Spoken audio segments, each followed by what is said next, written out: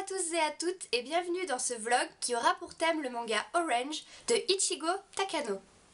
Comme vous le savez peut-être, c'est la première fois que je fais un vlog parce qu'en fait je ne pensais pas incorporer ce genre de vidéo à ma chaîne et finalement je pense que ça peut avoir son utilité en fait parce que voilà, j'achète assez souvent des mangas ou des films d'animation ou des livres ou enfin plusieurs petites choses en rapport avec le Japon et c'est vrai que je vous le fais pas spécialement partager parce que ça ferait une vidéo très longue si par exemple je vous montrais tous mes mangas ou du moins si je vous parlais de tous ceux que j'ai lus ou des animés que j'achète parce que j'en ai très peu mais j'en ai quelques-uns, enfin voilà, donc du coup je pense faire des petites vidéos de type vlog, donc très courtes, 5-10 minutes maximum, pour vous parler en fait de mes achats et de mes découvertes et des petites choses qui en fait ne nécessitent pas une grande vidéo très approfondie comme toutes celles que j'ai pu faire jusqu'à présent. Comme je vous l'ai dit précédemment, aujourd'hui il va être question du manga Orange.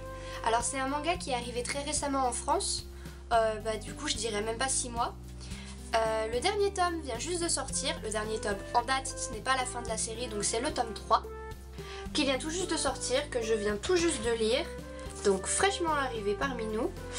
À la base c'était un manga qui devait se composer en 3 tomes et l'auteur a finalement décidé d'en faire plus, ce que je trouve extrêmement judicieux parce que je vais vous expliquer un petit peu l'histoire, elle est assez complexe et assez inattendue et du coup je pense qu'elle méritait plus que 3 tomes. Donc je vais juste vous montrer les 2 premières couvertures, vous avez vu la 3e.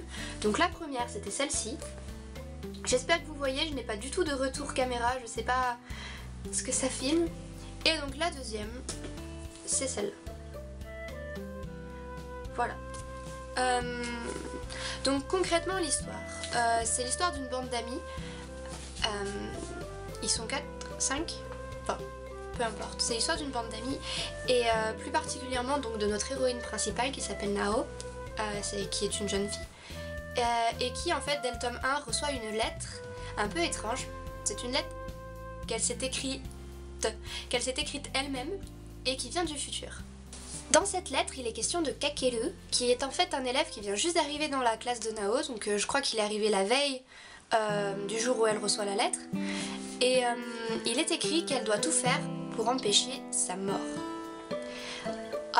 Parce qu'en fait Kakeru va commencer à faire partie de leur bande d'amis. Sans vous spoiler, Nao va tomber amoureuse de lui.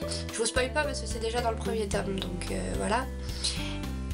Mais l'avenir est tout à fait différent parce qu'en fait depuis l'époque où la Nao du futur lui écrit, elle est en fait mariée à un autre des garçons de leur groupe d'amis, à un enfant avec et peut-être pas regrette mais a de la nostalgie vis-à-vis de ces époques de jeunesse avec Kakeru qui donc dans le futur est décédé.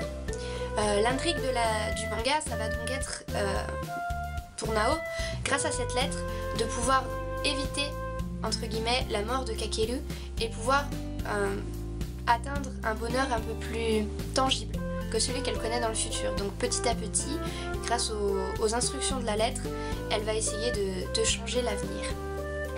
Maintenant que je vous ai parlé du fond, j'aimerais vous parler un petit peu de la forme parce que en plus de l'histoire qui est plutôt novatrice, bon c'est un sujet changer le futur qui a déjà été écrit pas mal de fois, mis en animé, en manga, mais qui pour ce coup-là a un angle un petit peu différent, une lumière un petit peu différente et c'est vrai que c'est assez intéressant et j'ai pas l'impression de relire quelque chose que j'ai déjà lu ou déjà connu en termes de fond.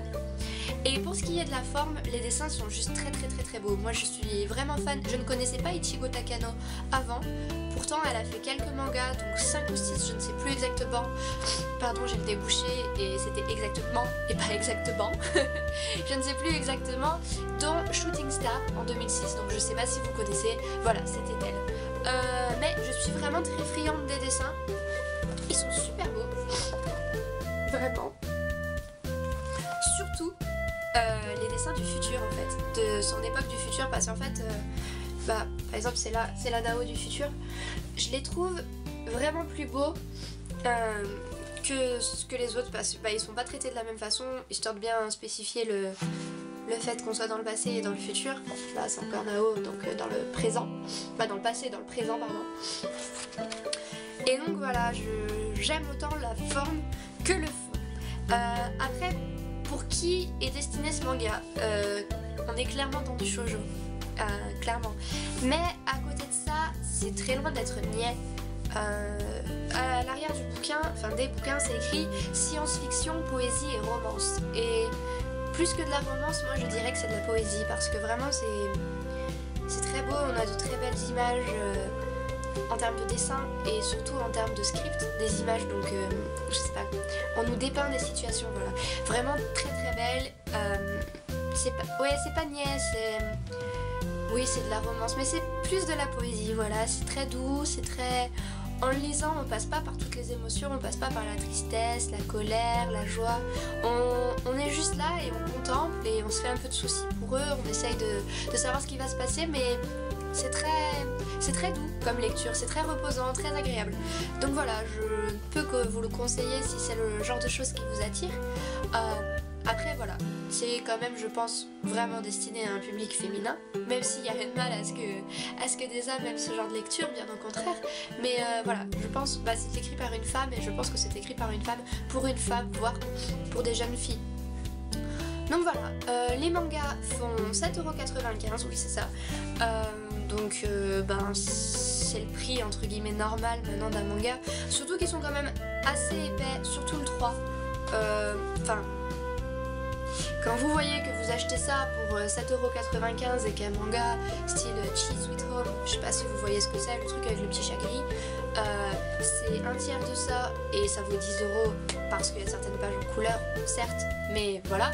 Je trouve qu'on n'est pas trop mal dans un rapport de quantité et de prix, et bien sûr on est pas mal du tout dans un rapport de qualité et de prix. Donc voilà, si jamais ça vous intéresse, ils sont trouvables un peu partout.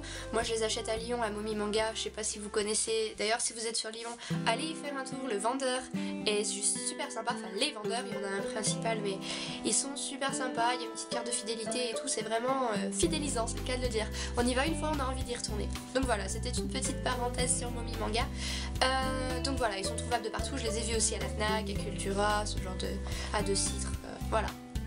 Donc j'espère vous avoir un petit peu éclairé sur ce manga, vous avoir peut-être donné envie de le lire ou au contraire vous avoir confirmé dans le fait que vous ne vouliez pas l'acheter. Donc voilà, c'était un vlog, donc c'est extrêmement court et donc c'est déjà fini. Merci de m'avoir regardé. Je vous ferai sans doute d'autres vlogs incessamment sous peu parce que du coup c'est un format qui demande pas trop de montage et pas trop de préparation parce qu'il suffit juste que je les ai achetés et que je les ai lus ou qu'on me les ait prêtés et que je les ai lus. Donc voilà, moi je vous dis à très bientôt, soit pour un nouvel épisode, soit pour un vlog, je vais voir. Et puis d'ici là, portez-vous bien et continuez de vous instruire sur la culture japonaise.